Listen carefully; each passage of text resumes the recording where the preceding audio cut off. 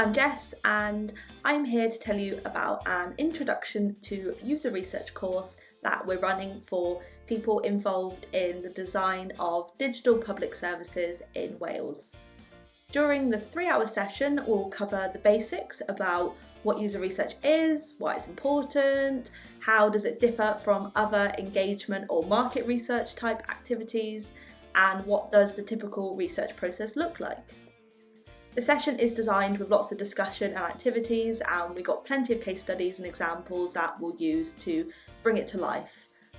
Although we can't turn you into a user research expert in only 3 hours, you'll be leaving the course with an appreciation of how user research could add value to your organisation, and you'll be able to work well with any user research specialists in the future.